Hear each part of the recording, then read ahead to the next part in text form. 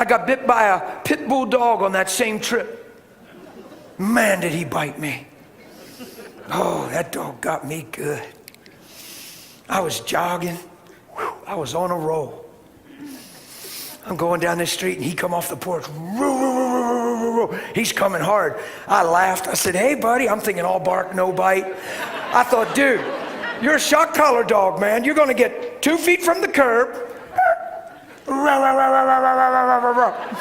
So I'm just trotting by him with confidence. Hey, little buddy. Hey, whap. He had me. Wham. He drove his teeth into my leg. Pit bull. Pulled his teeth out and waddled back to the porch. I looked down at the street, and that quick, my whole side of my leg and sneaker is blood, and it's going onto the road. I looked back, and I got a hole that I could stick my pinky in a main vein or something, whatever you got here. Something that tells you you're going to die if it gets cut. It's pouring. I've never seen blood come out of a human body like that in my life. And I went, oh, Jesus. I looked up and the lady came out and she said, did he bite you? Watch. You can't do this on purpose. You see how I am right now? It's how I was the whole time. That's impossible. I can't teach that. You can't train for that. But you can be with him. And you can love not your own life unto death with him. So when things come against you, you don't know what that means. Because it ain't coming against you. You're living for the kingdom. You're seeking first the kingdom. You want to manifest the kingdom. And in every situation, it's all about the kingdom. So you're consumed and possessed with the kingdom. Because before the kingdom, yourself possessed you. The devil possessed some of us. Addiction possessed us. Lies possessed us. Lust possessed us. So if I'm going to be possessed, it's going to be for the kingdom. So that when that dog bites me, I don't know how to be anything but what Jesus would be. So I looked at her and I smiled and I said, yeah, he did, honey, but it's okay. Everything's fine. You'll understand in a minute. I'll explain. Could you grab me a towel? And I started to walk towards the house. And she just ran in. And I got up there and the husband came out. And he doesn't even know what to do. What's going through his mind? Liabilities. Dog's going to be dead yet today. Man's going to sue us. We got to pay all his bills. He might get infected and die. His mind's spinning. I looked at him and I said, sir, you don't have to say anything. It's okay. Everything's fine, I promise you. I said, listen, if it's possible, your dog bit the right person. And I said it with the biggest, gentlest smile. If it's possible, your dog bit the right person. And I'll explain everything in a minute, because Jesus, sir, he's my king. Lady came out with a towel, she's shaking.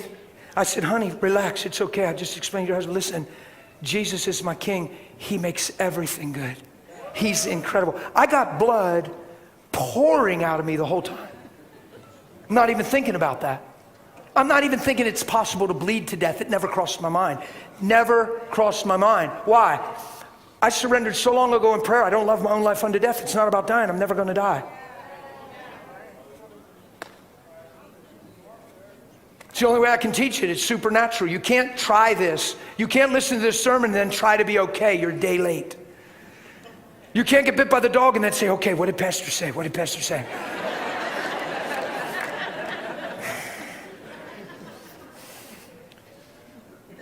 You got to be with him now. Yeah?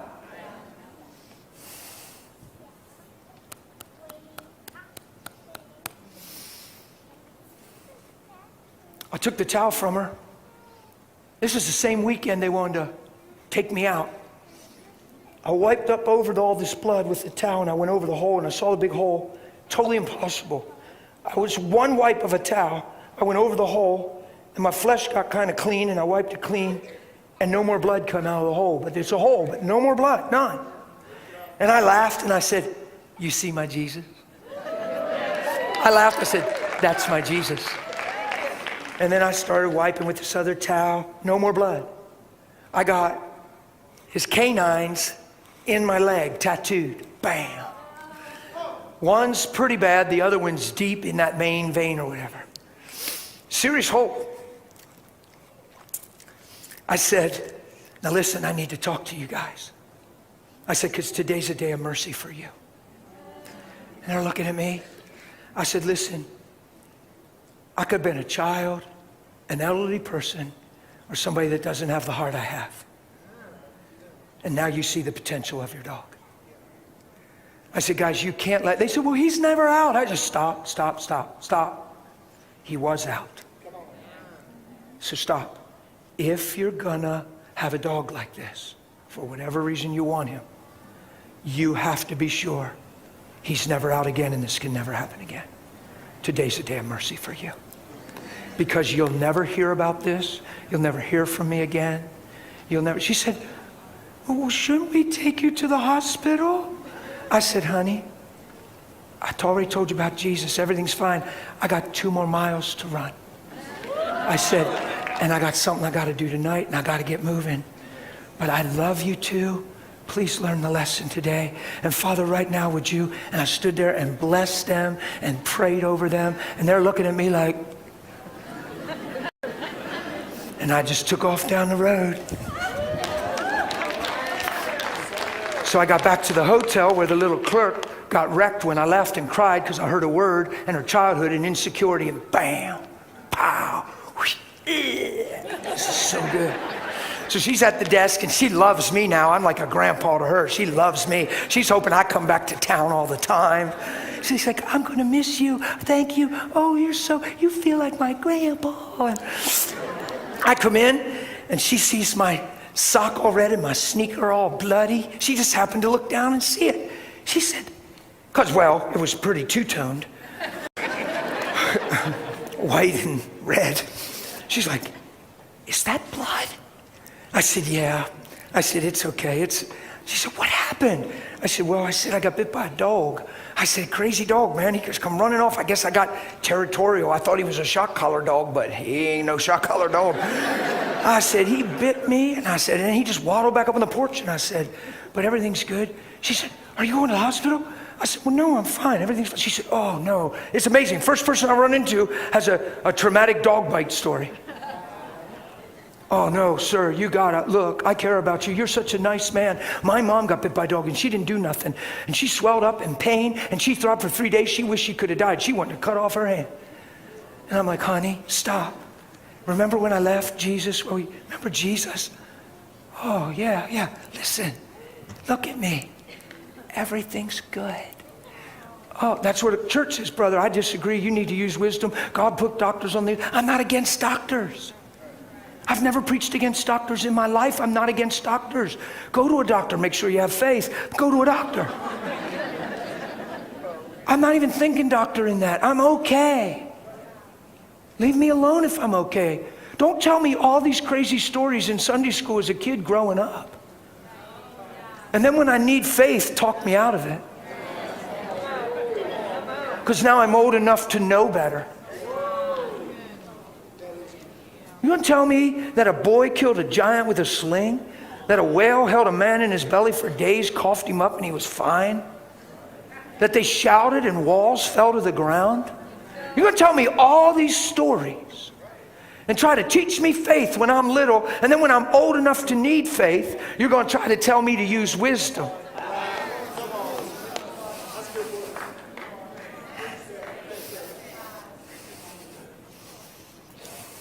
This precious black man, I love this guy. He pops around the corner. He's the maintenance fella. We hugged, we laughed. He was my buddy. He turned the corner. He's real Southern. I'm not mocking him. Just understand I loved him. I grew up in the city. I just laughed at this man. He turned around. He said, hey, man, you got bit by a dog? And that's just how he talked. You got bit by a dog? I said, I did, sir. He said, whoa, man, you need to listen to the girl, man.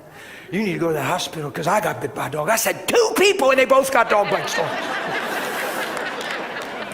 So he's being charismatic. He sounds like he'd be good in church, right? He says, no, I got bit by a dog, man. And he's talking fast and he's got Southern in him. And I'm watching. He's so serious he's trying to help me, right?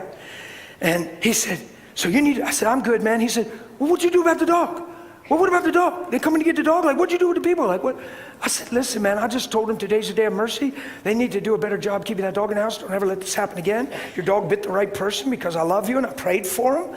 And I ran down the road and did my 2 miles. And he said, what? What's what he said? No, he said, you for real, man. You for real. He said, you for real. Yeah, man, you for real. And I said, you know what? I said, people blame that on me a lot. They say I'm for real. And I said, I don't know what else there is. I guess there's half in, half out, lukewarm, insincere, hypocrisy. I think all there is real. But I said, one of the greatest testimonies I always seem to get from people is, you know what I like about you? You're real. And I'm like, well, what are you? What are you? What are the rest of us? What do you mean? It's a sad day when the testimony I receive from the church is, you know what I like about you? You're for real. Because nobody else is. We're just kind of doing this thing.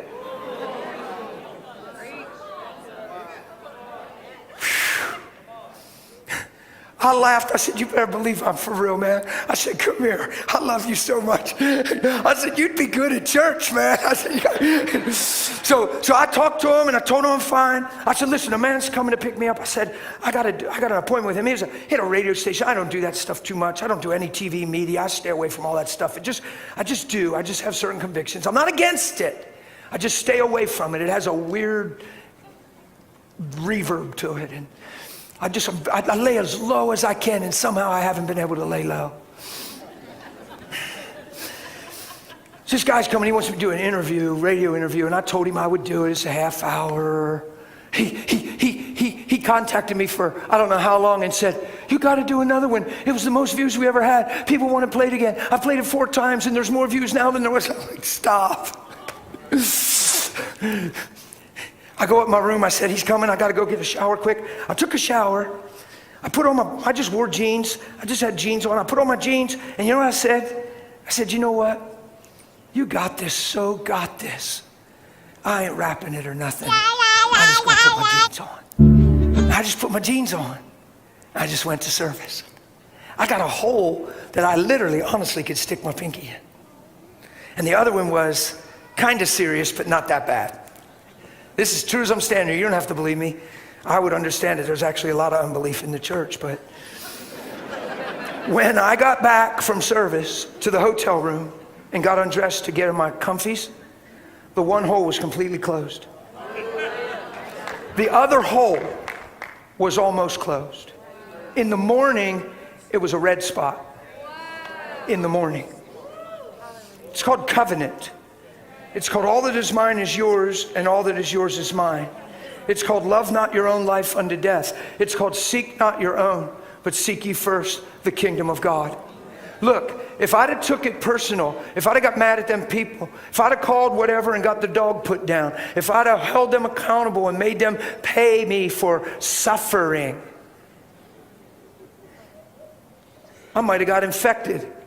I might have needed stitches. I might have had a throbbing leg in the morning. But when you seek first the kingdom and you walk in love and you cover everything, a multitude of everything in love, you're walking in a grace that's hard to describe. You can hardly teach it, and people can hardly relate to it because we've been self-centered. I'm not spanking you. I'm cheering you on. I'm saying, why don't we all just go after this thing? Why don't we all just learn what it means to love each other and not believe we're being passive over a doormat? Cut me a break. Was Jesus a doormat? People say, well, brother, I ain't letting nobody walk over me. Nobody walked over Jesus.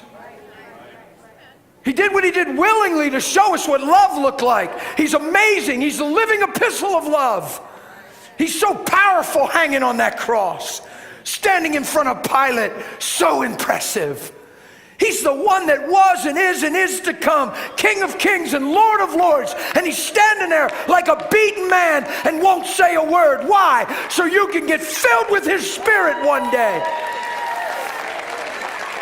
Not so you can complain, not so you can stand for your own rights, not so you can have issues and get mad at God because you didn't get the promotion. So now you ain't praying for a while. I hope we're okay today. This is a different kind of service for me. I'm not even sure what's going on. Are you okay? Here's what I do know. Here's what I do know. That family that owned that dog, I ain't seen them since. But I know that had to touch them. I know that had to affect them. I don't know how you escape that kind of stuff. I don't think you just put that on the back burner.